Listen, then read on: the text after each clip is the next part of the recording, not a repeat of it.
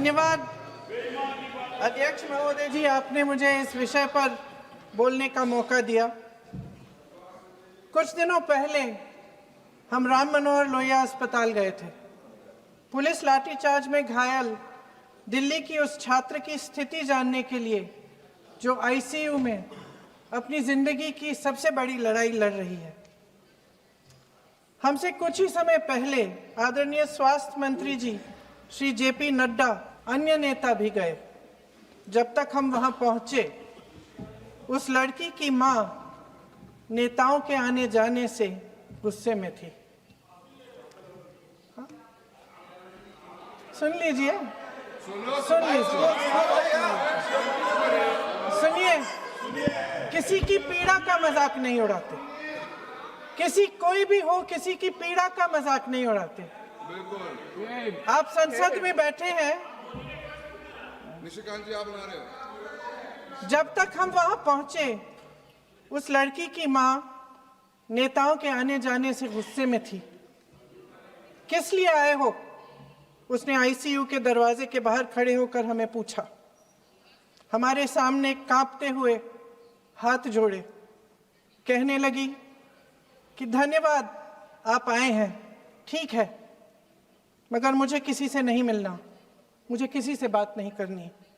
महोदय, उस मां की पीड़ा से उसका पूरा शरीर कांप रहा था, लेकिन उसने दृढ़ आवाज में कहा, सुबह से बड़े बड़े लोग यहां आ रहे हैं, एक के बाद एक वीडियो बना रहे हैं। वह भी आए जिन्होंने मेरी बेटी का ये हाल किया है। किस लिए? उसने हमसे पूछा। किस लिए?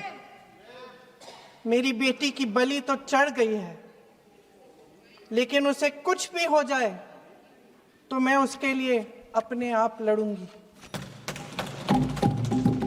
मुझे किसी की मदद नहीं चाहिए, मैं अकेले लड़ लूंगी। महोदय, शायद मुझे यहाँ खड़े होकर सबके सामने ये बात नहीं कहनी चाहिए, मगर उस माँ की गुहार ने मुझे शर्मिंदा किया। उसके दिल के टूटने की वो आवाज जो अस्पताल की दीवारों से में गूंज रही थी, मेरे मन में अभी भी गूंज रही है। इसलिए उस माँ की इजाजत लिए बिना मैं आपके द्वारा आदरणीय प्रधानमंत्री महोदय जी और आदरणीय गृह मंत्री महोदय जी से पूछना चाहती हूँ कि क्या जरूरत थी एक मासूम बच्ची पर इस तरह दमन करने की? क्या जरूरत थी उन छात्रों पर आंसू गैस चलवाने की, उन पर लाठियां बरसाने की, उन पर वाटर कैनन्स चलवाने की? क्या जरूरत थी उन नौजवान लड़कियों को जलील करते हुए उनके कपड़े फाड़ने की, उनको बेरहमी से गंदी तरह पिटवाने की? देश के युवाओं पर पैलेट गन्स और AK-47 चलवाने की क्या आवश्यकता थी? क्या वे आतंकवादी थे? क्या आतंकवादी हैं? टेररिस्ट हैं? हाँ, कांग्रेस बोल रही है। हाँ, कांग्रेस बोल रही है। जवाब दीजिए, जवाब दीजिए। कांग्रेस बोल रही है, जवाब मांग रही है, जवाब दीजिए।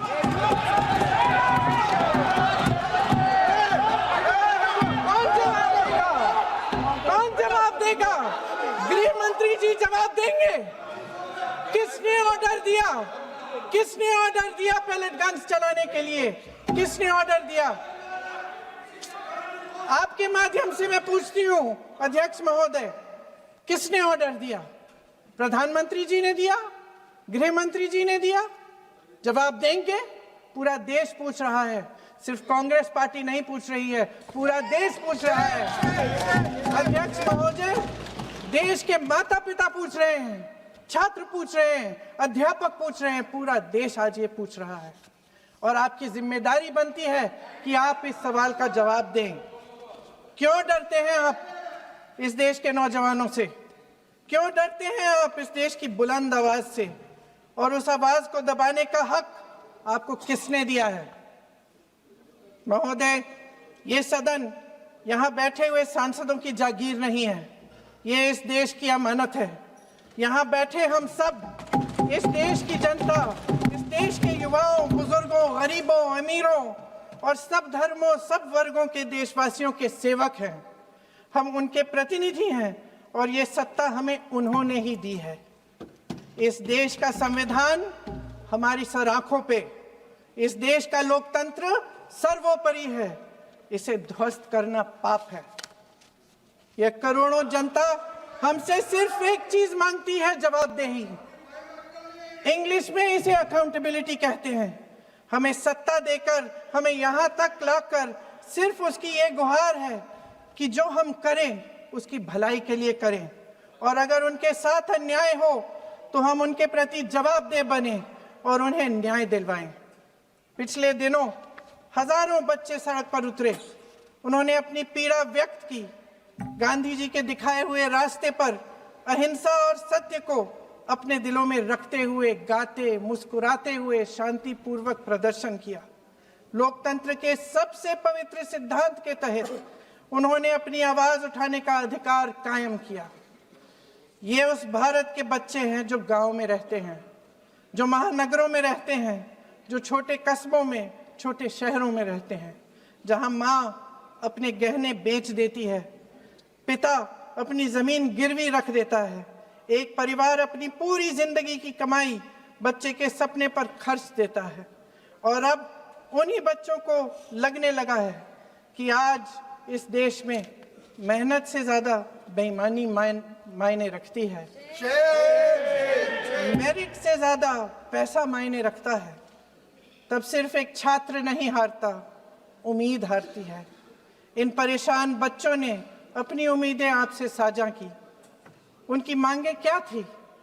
कि पेपर लीक करके उनके साथ जो बार बार अन्याय किया जा रहा है उस पर कार्रवाई की जाए, कि जो सिस्टम उनके भविष्य को कुचल रहा है उसे सुधारा जाए, कि जो माफिया उन्हें घेरे हुए है उसे हटाया जाए, कि जिस मंत्री के कार्यकाल में यह सब हुआ वह इस्तीफा दे, कि उन पर बर्बरता करने वालों पर कार्रवाई की जाए और उसके लिए माफी मांगी जाए।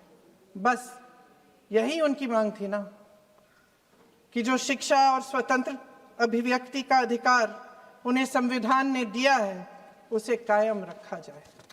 महोदय, हमारे एजुकेशन सिस्टम में कुछ समय से बहुत खामियां भर चुकी हैं। बच्चों पे जो प्रेशर डाला जाता है उसकी वजह से सैकड़ों बच्चों ने आत्महत्या कर डाली है। उससे भी ज्यादा बच्चे डिप्रेशन में डूब रहे हैं। परिवारों पर बच्चों को पढ़ाने लिखाने के लिए घूस, capitation fees, tuition fees, coaching fees आदि के घिनौने दबाव हैं।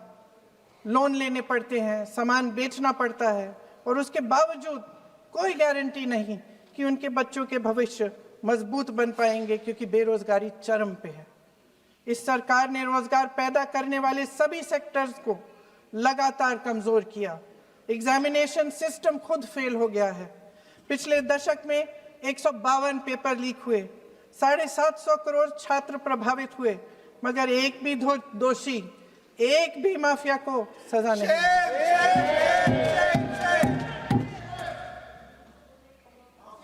हमारे एजुकेशन में आरएसएस के प्रचारकों को भर भर कर उसे खोखला बना दिया है। जबरदस्ती एनटीए बनवाकर सिस्टम का केंद्रीकरण करके उसे और भी उलझा दिया। देश के कुल बजट में, हाँ जी जबरदस्ती, आपने अभी अभी सुना तमिलनाडु के हमारे साथी क्या कह रहे थे। देश के कुल बजट में एजुकेशन बजट की हिस्सेदारी हर साल बढ़ाने की बजाय घटती जा रही है। 1.4 लाख करोड़ रुपया का पूरा बजट एजुकेशन बजट है, और 1.32 लाख करोड़ सिर्फ नीट देने वाले 22 लाख बच्चों के परिवारों से हर साल खींचा जाता है। एक और शर्मनाक आंकड़ा भी है। 1.4 लाख करोड़ रुपया हमारा पूरा एजुकेशन बजट, और 16 लाख करोड़ रुपए जो मौजूदा सरकार ने बड़े उद्योगपतियों के लोन माफ किए हैं। सोचिए कि इस सरकार की प्राथमिकताएं क्या है। सच ये है अध्यक्ष महोदय कि जिस तरह अस्पताल में उस छात्रा की मां का विश्वास पूरे सिस्टम से हट गया है, उसी तरह देश के युवाओं का भरोसा इस पूरे सिस्टम से टूट चुका है।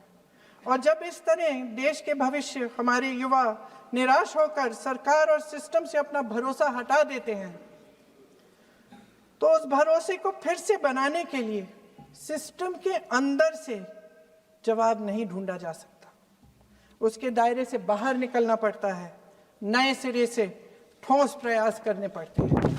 अफसोस की बात यह है अध्यक्ष महोदय कि इतना हो जाने के बाद भी आदरणीय प्रधानमंत्री महोदय जी और उनके साथी इस सच्चाई को समझ नहीं पा रहे हैं।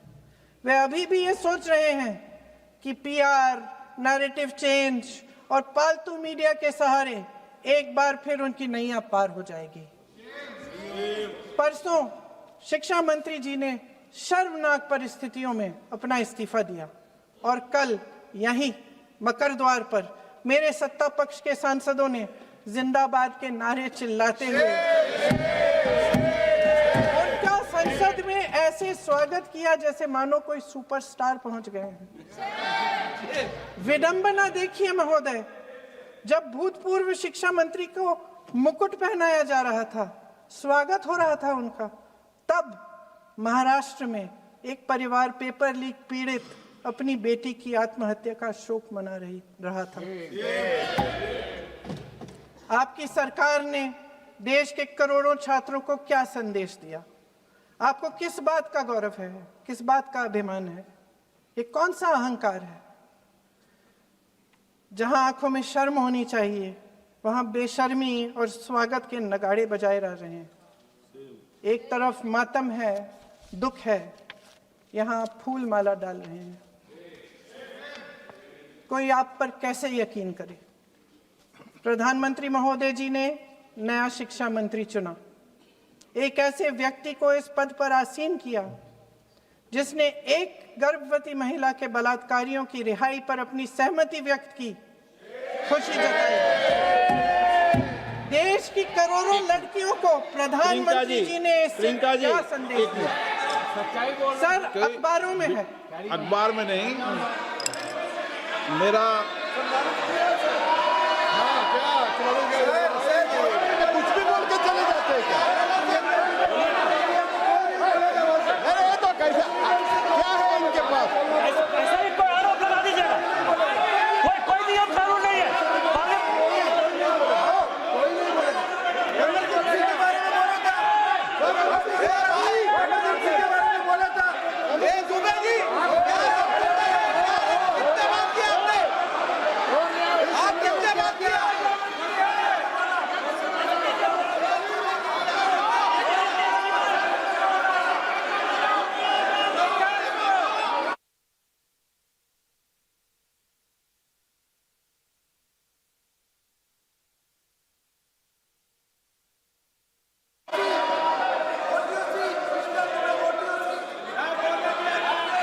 अध्यक्ष महोदय जी, जो श्रीमती प्रियंका वाड्रा गांधी जी बोल रही थी, तो बीच में उनके वहाँ से भी टोका टोकी पहले भी हुए, हमारे यहाँ से भी हुए थे।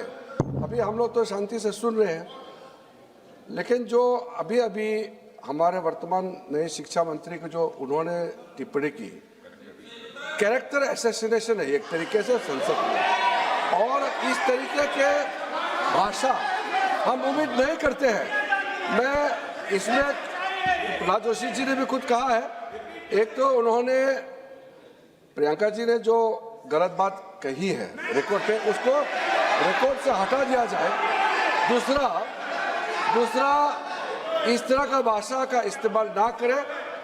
आपने डिबेट से पहले आपने अपील किया कि संसद में डिबेट का स्तर को नहीं गिराने चाहिए। उनके पार्टी के वो सीनियर लीडर है, वो पहली बार चुन के आए हैं, मगर उनके पार्टी में सीनियर है। जिम्मेदारी के साथ बोलना चाहिए। अगर पूरा ऑथेंटिकेट नहीं कर सकते हैं तो मैं ये मानता हूं कि उनको क्षमा मांगना चाहिए सदन से।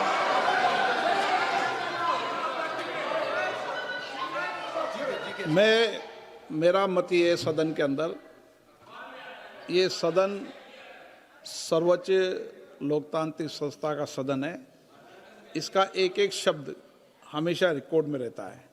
मैं माननीय सदस्य से आग्रह करूंगा कि बिना तथ्यों के हमें इस तरीके के सदन के पटल पर बात नहीं करनी चाहिए।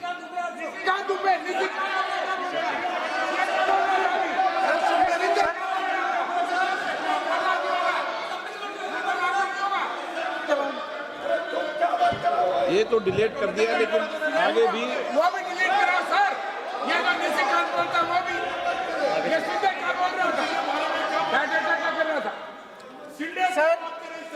सर जो प्रहलाद जोशी जी ने बिल्किस बानो के बलात्कारियों की रिहाई पर जो बयान दिए, उसका प्रमाण मैं आपको दे दूंगी, मैं भेज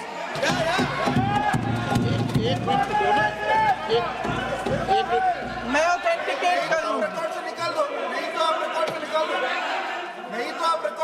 स्पीकर का डायरेक्शन 115, उनको पहले ऑथेंटिकेट करने कहिए सर। ऑथेंटिकेट करेंगे उसके बाद वो आगे बढ़ेंगे, ऐसे नहीं होगा। पहले ऑथेंटिकेट करने दो सर। उनको ऑथेंटिकेट करने के लिए कहिए, ऑथेंटिकेट करने कहिए उनको।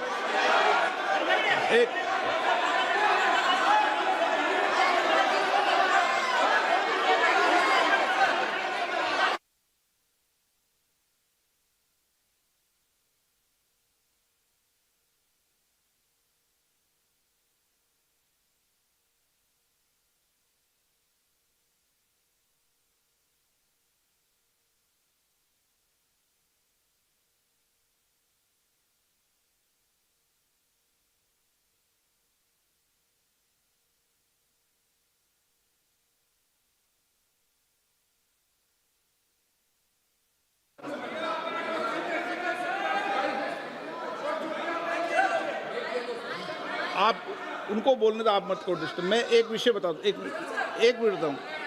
नियम 353 के अंदर फिर मैं एक बार स्पष्ट कर दूं, किसी भी सदस्य द्वारा किसी भी व्यक्ति के विरुद्ध मानहानि या अभियोगात्मक प्रकृति का कोई आरोप नहीं लगाया जाएगा जब तक कि सदस्य ने अध्यक्ष और संबंधित मंत्री को पर्याप्त अग्रिम सूचना नहीं दे दी हो। यह व्यवस्था है।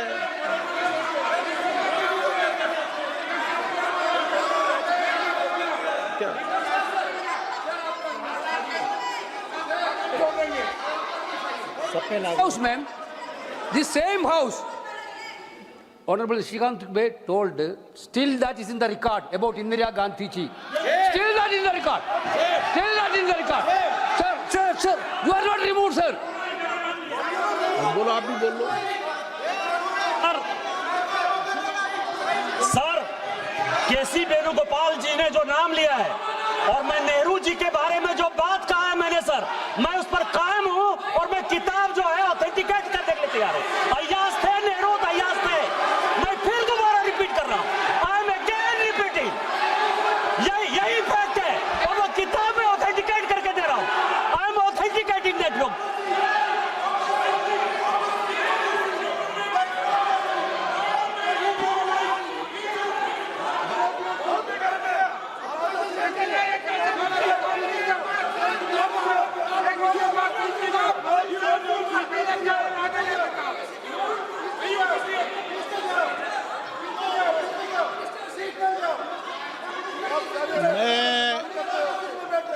मैं जब आसन पर होता हूं, जो मैं व्यवस्था देता हूं, चाहे सत्ता पक्ष हो या प्रतिपक्ष हो, मैं समान व्यवस्था देता हूं। मैं जब आसन पर होता हूं,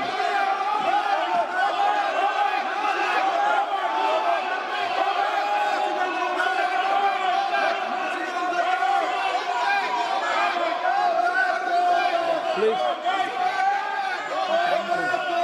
बोलने दो। आप उनको बोलने दें, उनको बोलने दें। नो, अरे आप उनको नहीं बोलने देना चाहते? चलिए 114 प्लीज चाहिए। सर प्रियंका जी को ऑथेंटिकेट करना चाहिए और जो मिस इन्फॉर्मेशन कर रहे हैं, नहीं तो मिस इन्फॉर्मेशन के लिए कार्रवाई करना चाहिए सर। ये क्या कुछ भी बोल के चल सकते हैं क्या? और procedure for the minister the correcting the mistake 114 में अगर वो आपने जो रूल का जिक्र किया 353 में मुझे कोई नोटिस नहीं दिया है, मैं इधर प्रेजेंट हूँ और मैंने ऐसे कैसे बिना ऑथेंटिकेशन बोल सकते मुझे बिना नोटिस दिए हुए। इसलिए मैं इसको खंडन करता हूँ और उसको एक्सपेल करना चाहिए और उनको माफी मांगना चाहिए।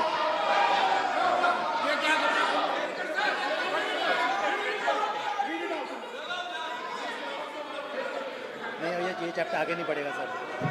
बिल पे केवल बिल पे।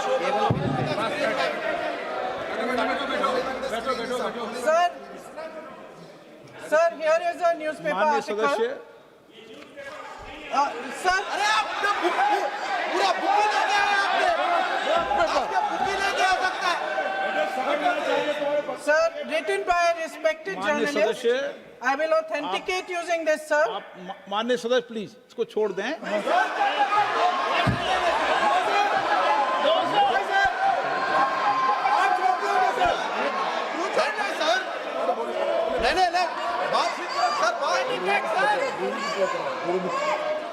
सर अगर जोशी जी अपने बयान का इस खंडन कर विधेयक रहे पर ही हैं क्या? चर्चा होगी। आप इस बयान का खंडन कर रहे हैं क्या नहीं, जोशी जी से माननीय पूछेगा। सदस्य, मैं आपसे फिर आग्रह कर रहा हूं, इस सदन में इस विधेयक पर ही चर्चा होगी। फिर भी नो, पंडित लालू को क्या ये विधेयक का विषय नहीं है। आप नो, आप बोलो तो विधेयक पे बोलो, ये मेरी अपेक्षा आपसे। प्लीज सर, कभी- छोड़िए, ये रख दो। इस विषय को छोड़िए।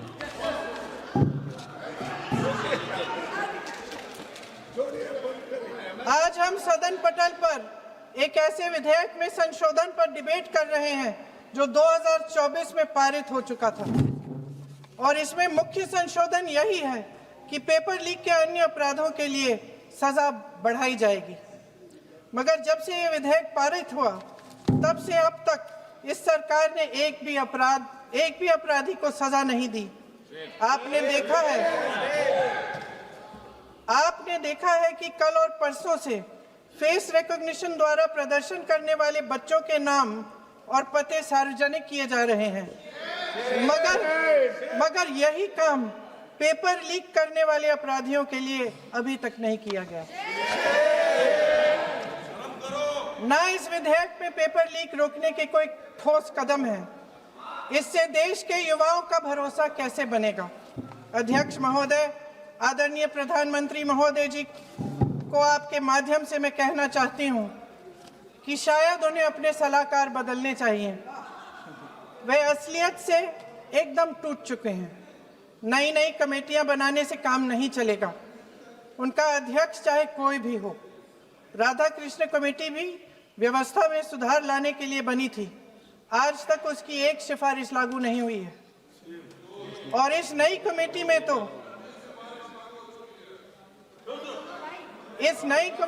तो एक एक्स-आईबी चीफ, फिर चिल्लाएंगे, एक एक्स-आईबी चीफ, एक आईटी कंपनी के मालिक और एक गौमूत्र के विशेषज्ञ भी हैं।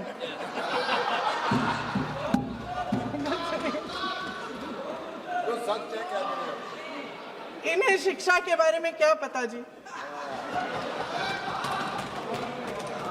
सर सच है। आप आज मेरे से नाराज हो रहे हैं। मन मुस्कुरा लीजिए। उनको आपने भी चुनाव लड़ा।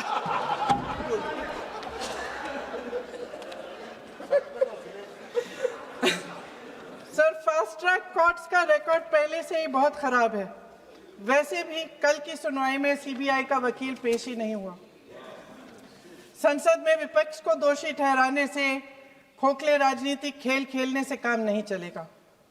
आप जेन जी का भरोसा वापस जीतना चाहते हैं तो नए एंगल से अपने फोन से नए वीडियो बनाने से नहीं होगा।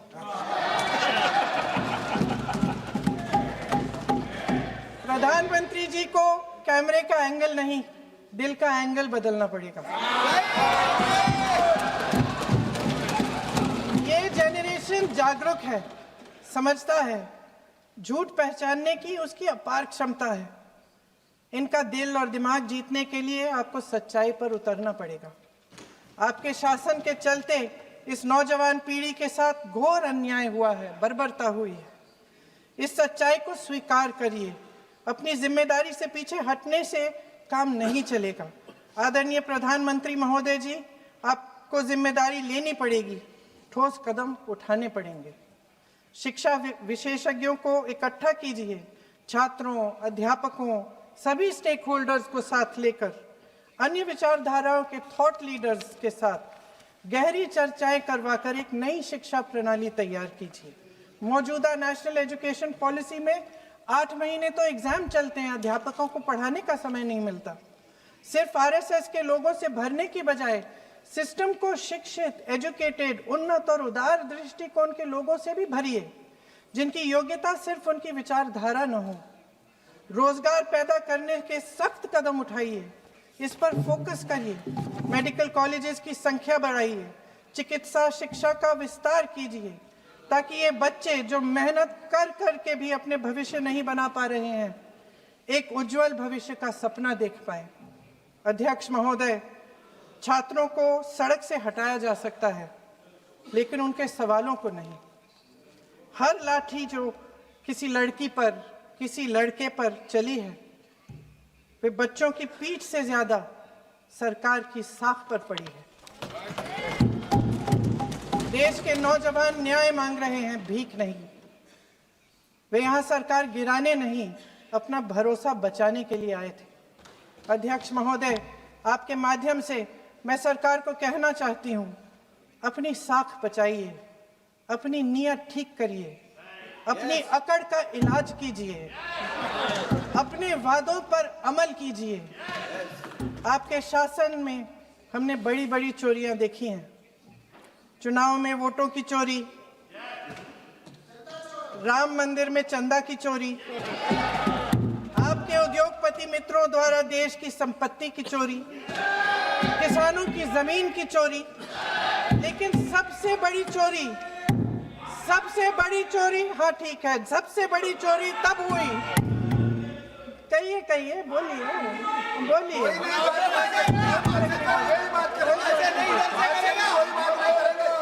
सुन लीजिए, शांति से सुन लीजिए,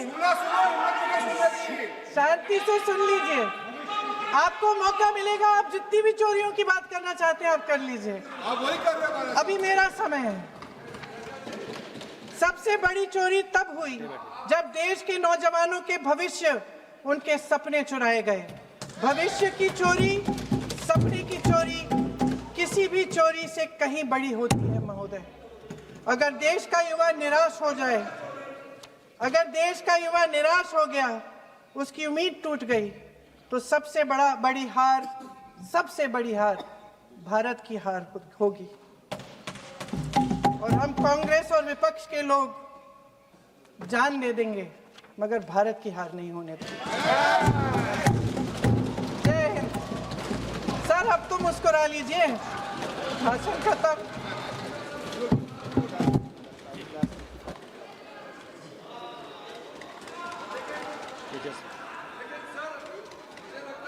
जी ने राहुल गांधी जी का स्पीच का चोरी कर लिया है, वो पूरा ड्रामा